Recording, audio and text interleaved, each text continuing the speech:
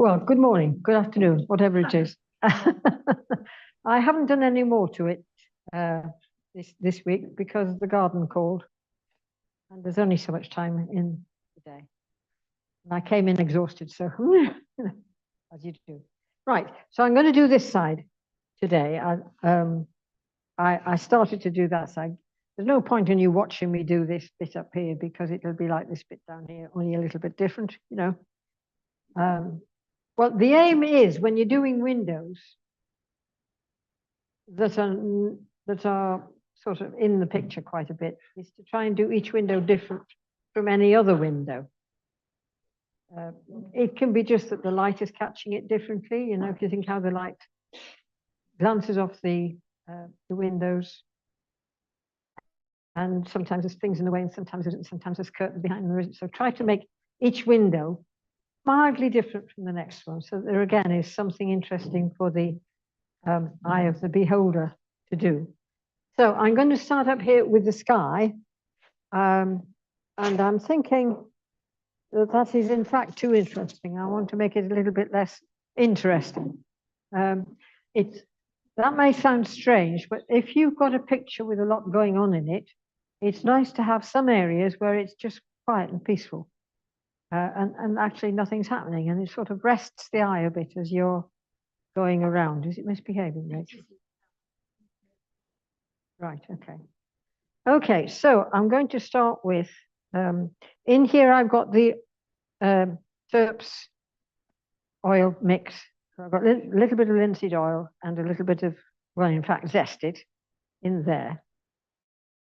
The solvent mixed together, just to give the paint a bit more freedom of movement. And because I don't want it to be too dark, I'm starting with the white paint, and I'm going to add the blue to it, because that way around you get a paler color. If you start with white, you get a paler color. If you want a dark color, start with the darks and add the light gradually. And another little tip, if it's green you're doing and you want to lighten it, try yellow first rather than white, because white will kill it a bit. You might want it dead, but you know, at least you've got a decision there. Right, so I've got Prussian blue. Prussian blue is a beast, remember? He takes over if you give him half a chance. So you don't want him to be too strong. A little bit of wonder they get in such a mess. It is. There we are. So just see what that does. Oh yes, that's all right, isn't it?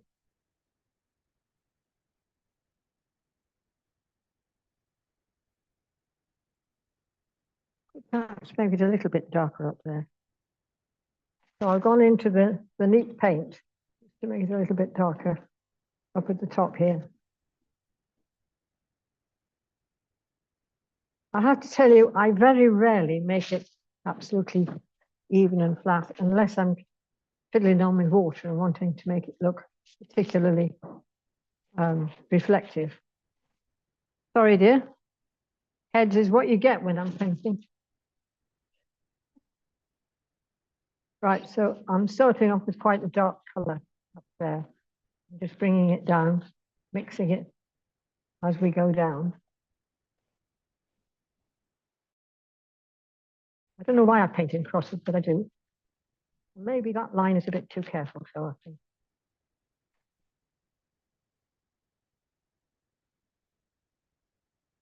Don't want it to be too careful. Look it up a bit.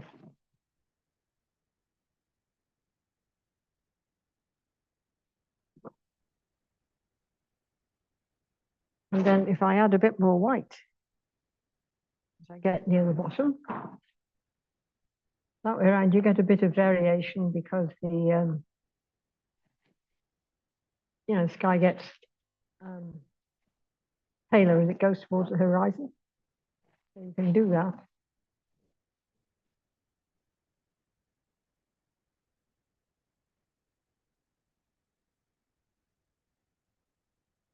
But that is a lot quieter than the,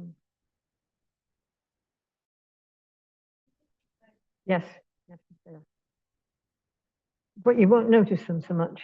You know, I could smooth it out. I could just go very carefully over the whole thing, but sorry. Oh, we are. Such a lovely rapport.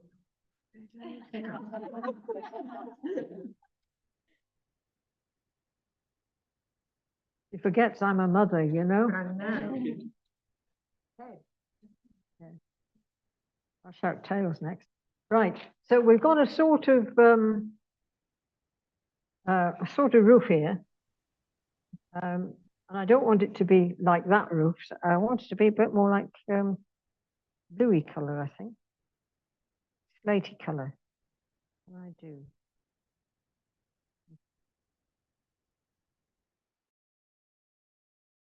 Anything there?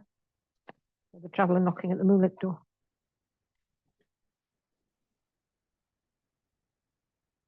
Well, no, any substrate that will take the paint is useful. It doesn't matter. Mine's a bit of hardboard because it fits the box. So it just makes it easier to carry. That's the only reason. I did have a wooden one with a hole in the middle, but it broke my thumb, bent my arm. No, I don't want to do that. I'll just rest. I'm just looking for a little bit of, yeah, that's a bit better. I put a bit of orange in. This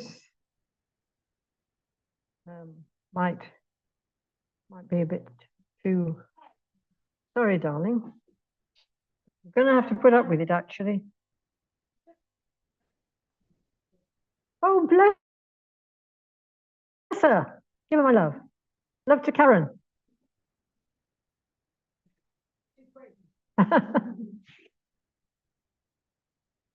Karen's in Canada, I think. North America. I thought she was in Canada. Huh? Right. You've muted her so she can't tell you. Yeah, right. So it comes down here.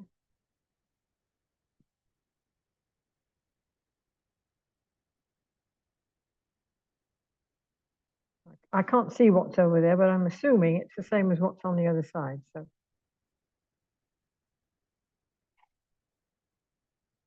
tails. Shake it all about. Right, okay. Okay, I think that'll do there. It was clever, wasn't it? Yeah. Got it out separately just to make sure. Forward thinking, nothing like. Somewhere I've got another brush. Here we are. Right. I want to vary that a bit because there are some darks there. So I'm going to put in some of the darks just to give a bit of form here.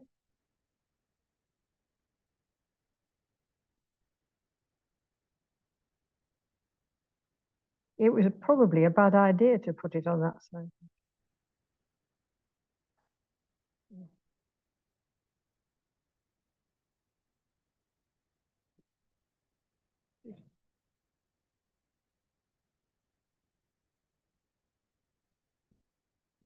Perhaps put a bit of brown in that.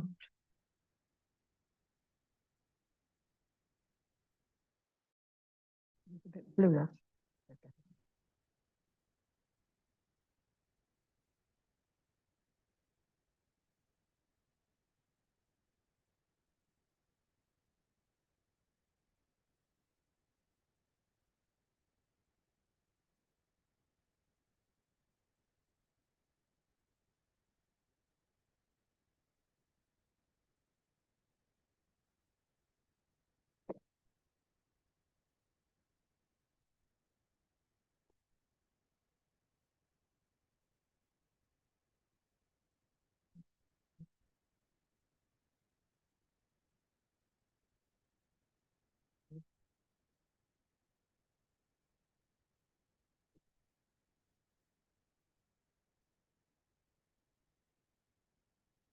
Right.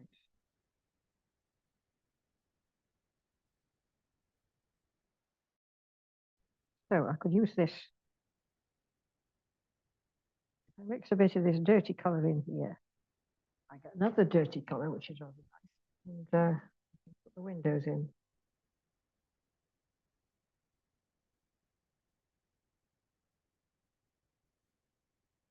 That one.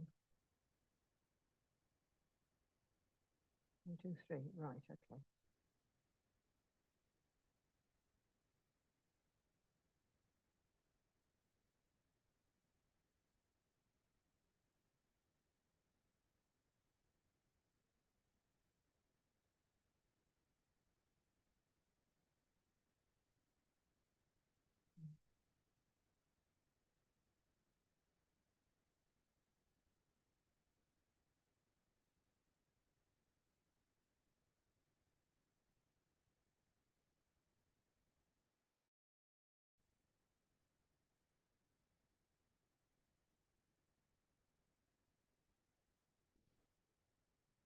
That's a bit boring. What can we do with that? These are definitely darker.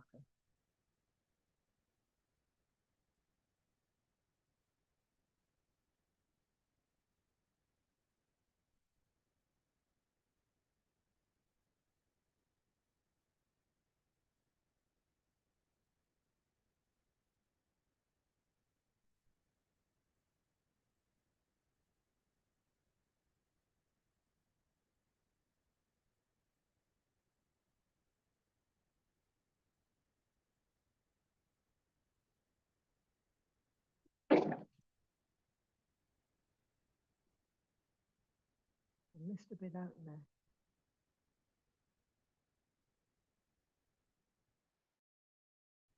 Well, I put the rag around the bottom of the brush, right? Works, don't knock it. So that's beginning to look a little bit more. I want a really fine line.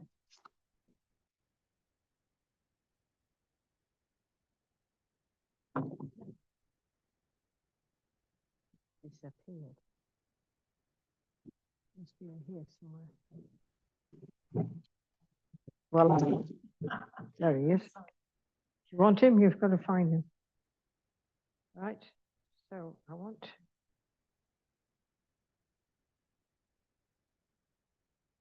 I'm rolling the brush in the paint to get as fine a point as I can. It doesn't point quite like a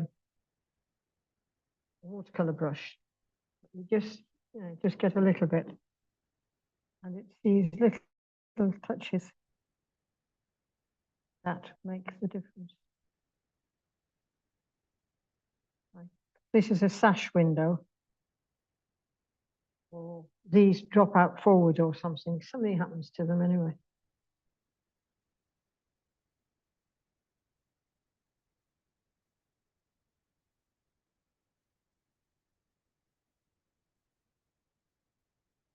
Right.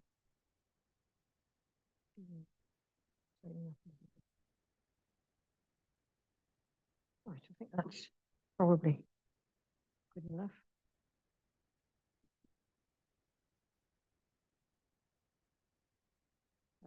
Made my little mix very mucky. However, these things happen, don't they? I've knocked it off. Oh no, I've got it the other way around. There we are. We know where we are. Right, now I need to clean this one up because I want to go really white. We'll get another brush out. But it means another brush to clean up.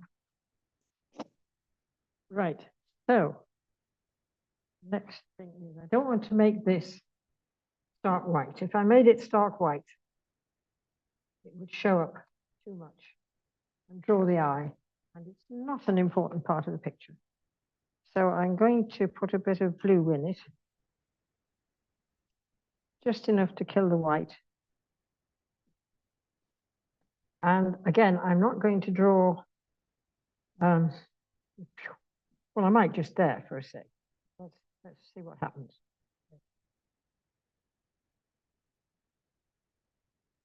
That's too far. Around about here, it comes down. It's picked up some of the bear in mind your picture is bigger than the one you're painting. This is something else that I find I do. Because it's little on here, I tend to make it little on there, and it should be 3 or 4 times the size. So, no.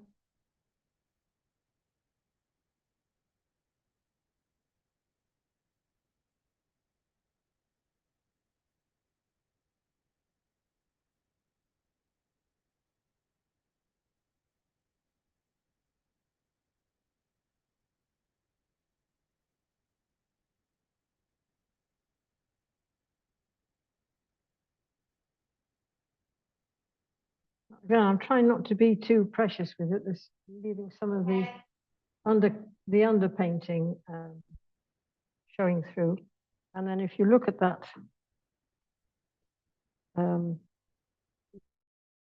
you will see that there is a shadow underneath here.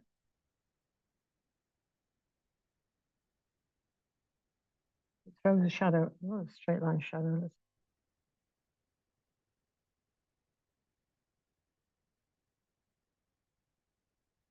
make things fingers.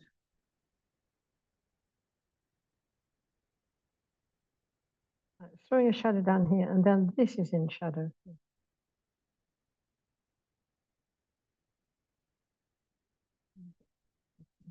Down to shadow. I should imagine that's really in shadow there. Get it in.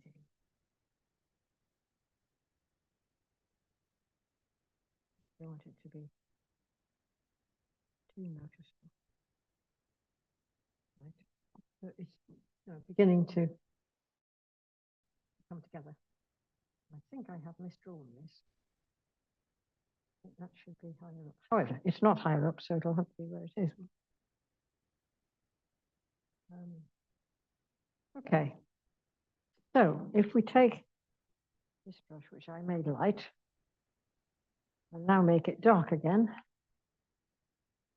why don't you get another brush, Steve? You know, it would be easy. So we've got this window here.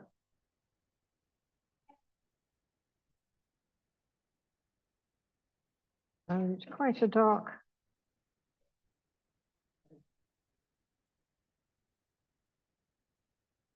Still can't see a thing. Right.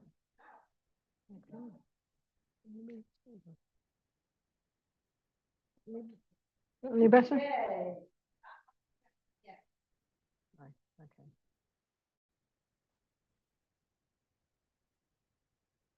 I'll be doing the bottom next week. Not have it too even-handed, can we? Right.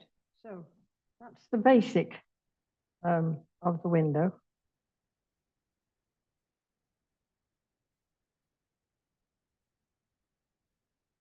If you come and look at it, you'll see that it's 2 or 3 colors there. I haven't. I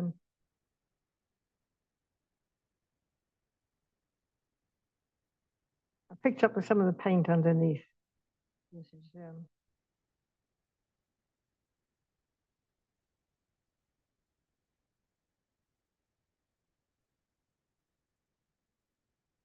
and it's a bit longer, you know. That's a bit bearish, isn't it? So we've got, this is quite dark. Dark bit in here.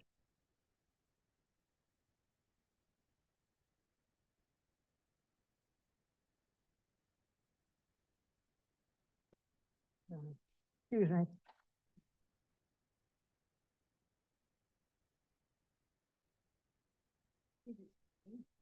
Hmm? Well, that's very kind of you to say that.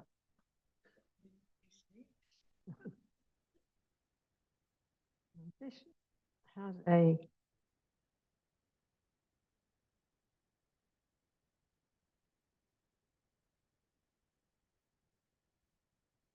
right. You see, if you overpaint it, you just leave nothing for anybody to do. They look at your picture and think, oh, yes, okay. But if you want them to try to look at what you're doing and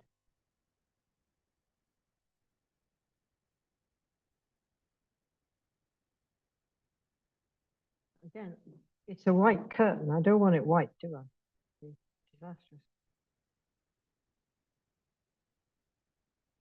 For some reason, they've got this little white bit here. It just adds to the interest without. And there's a trace of something across there. Just a faint trace. Indication. Window bars without.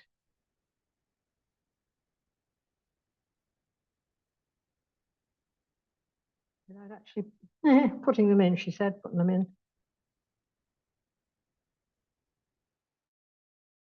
Right, okay. Now, obviously, I'd do the next one the same, wouldn't I? The one that's down here. So let's look at the reds now and see what we're going to do about them.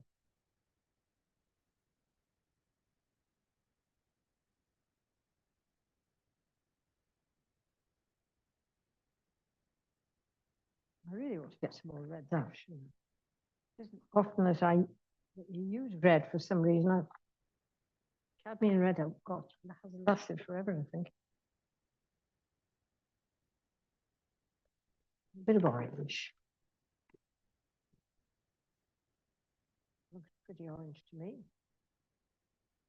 If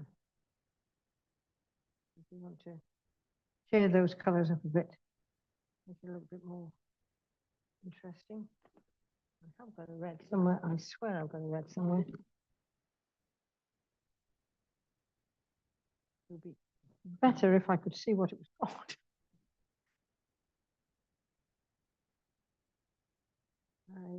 I can't cope with bifocals. And this is actually betwixt and between having sort of near glasses on and no glasses on, and it's difficult. Right, okay, so I've got red. That's better.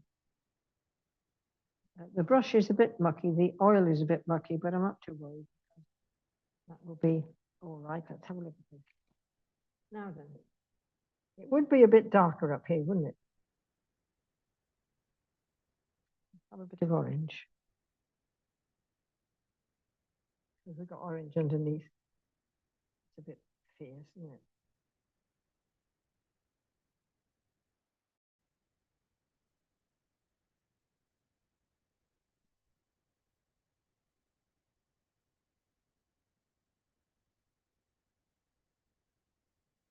You have to straighten things up a bit.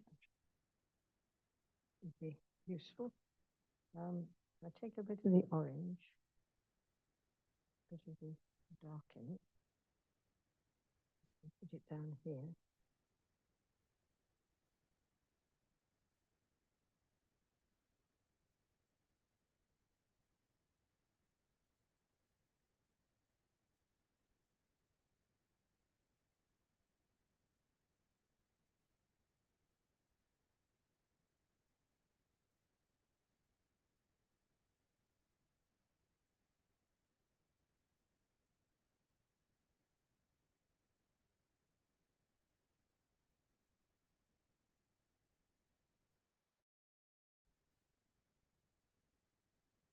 Sometimes you want brush strokes, sometimes you don't.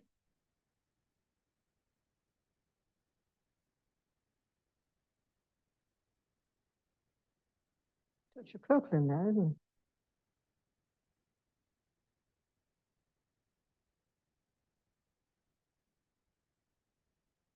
If I want it fairly thin, I add I don't want to make it white, I don't want to make it pale. I just want to make the paint a bit thinner so that it doesn't take over, which is what it's doing anyway.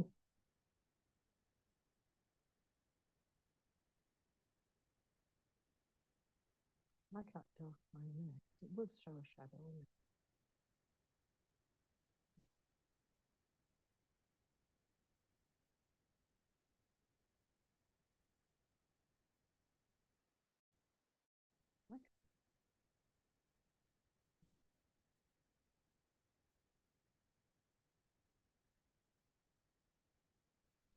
this shadow around here. So then we add to it a bit, make it a bit more dramatic. Sorry, draw less attention to it.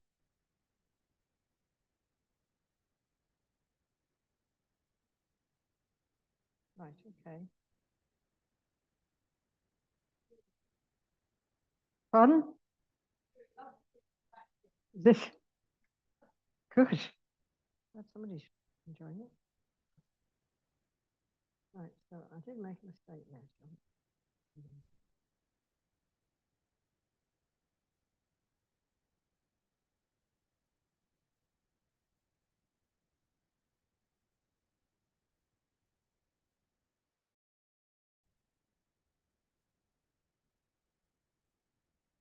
Just feel till you feel happy, you know? When you feel happy, it's happy.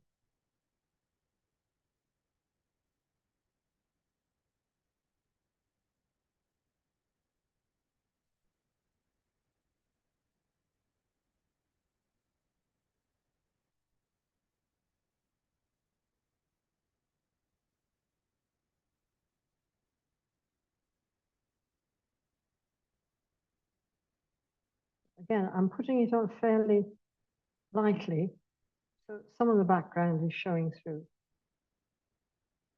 Where I feel that I have, where I feel I need a line, I can put a line in. Where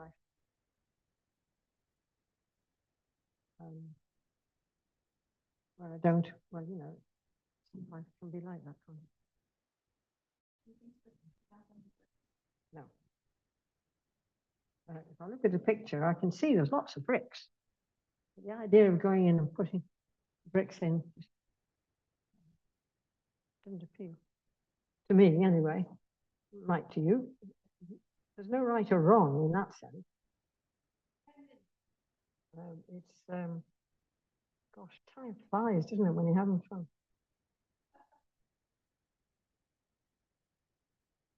Right, I need that thinner.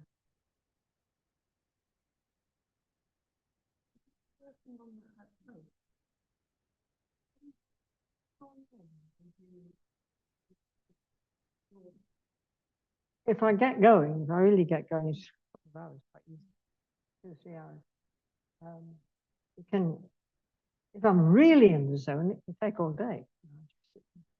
You're not allowed to do that very often. I do remember, do you remember me taking a holiday, Rachel, by being at home and painting? Were you there? Yeah, this is before I was teaching. And I turned up at George's class with about 12 paintings I'd done on the holidays. Everybody else had one. But I'd had a holiday at home painting. We were in such a state we couldn't afford a holiday anywhere else. You know, it just worked. You can see what I'm doing. I'm just drifting in the color, allowing the color underneath to dictate what color I put on top. I might find when I've got this finished, yeah, that's too strong. And I might tighten the colors down. But at the moment, I'm happy with what I'm doing. Putting the color on where I feel it needs it. Changing the color.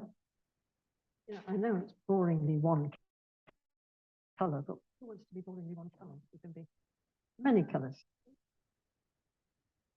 Yes.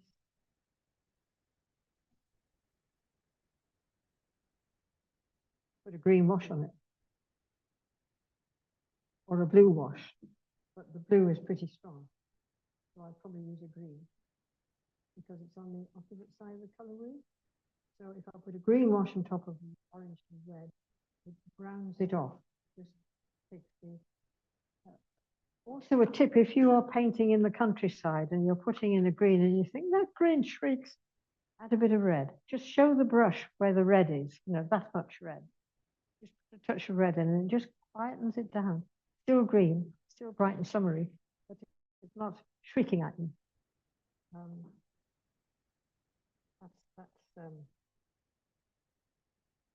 That was James Longbill.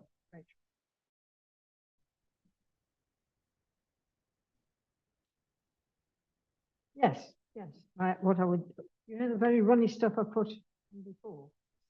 I'd make it as thin as that, wash over what I've got here. Right. And then you start again with the next window, which comes somewhere around here. Like that. I think I've got that too low. Actually. There's a line there. So that is down here. Line is there. So that's all right. You can do that. This is the next window down, and it sits directly under that one. So for heaven's sake, you can make sure you do that.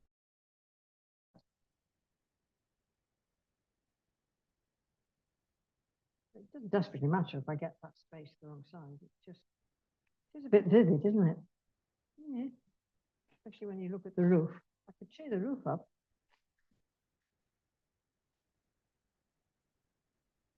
Well, I'm not guided by this too much. Just enough. I remember what I felt like when we were there. As much as anything, it's creating that sort of atmosphere, and we were feeling pretty chipper because we were going to see Rahir, and we knew so much about him, and we wanted to go and see him. And it was an exciting gate and full blindly. And we met a lady, and we were telling her all about Rahir. She'd never heard of him, needless to say. Many people have. We got her onto Kipling and Rosalie Sutcliffe and pilgrimage and all kinds of things. She only came out to walk the dog. It's what happens, isn't it? Now this is a lovely window actually.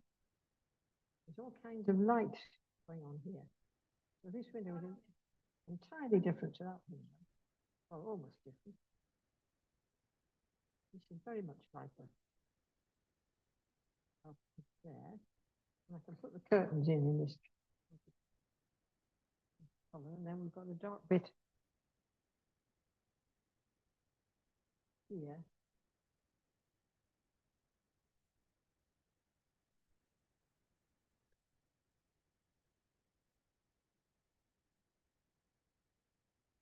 If this wasn't behind me, I'd be stepping backwards and forwards to see, am I doing well? And making probably better judgments about what I'm trying to do. Yeah, there we are.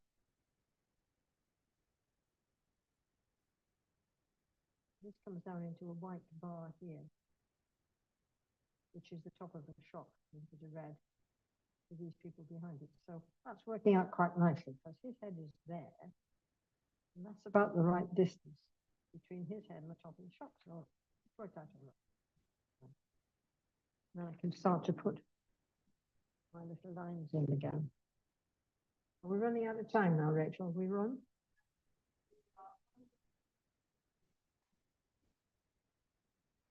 Right.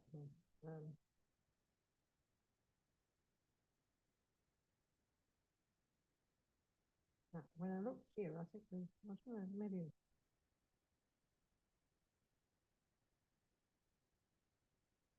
Even just making marks in the wet paint when it's unimportant as this, it's probably quite enough to show the window bars in this particular case. Except I'm wanting to get them in a bit stronger for some reason. And if the brain says that, well, do it. You can always take it out. Trust your gut reaction.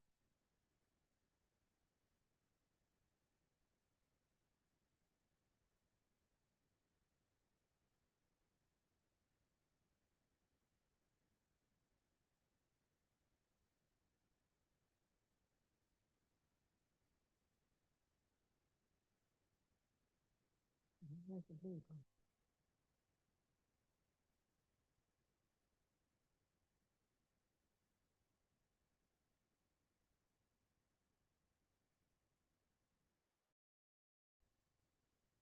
I'll try to get to this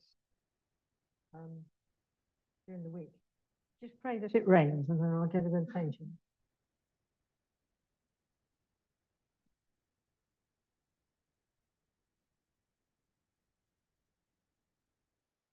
No, I'm beginning to draw. I better stop. Don't spend too much time.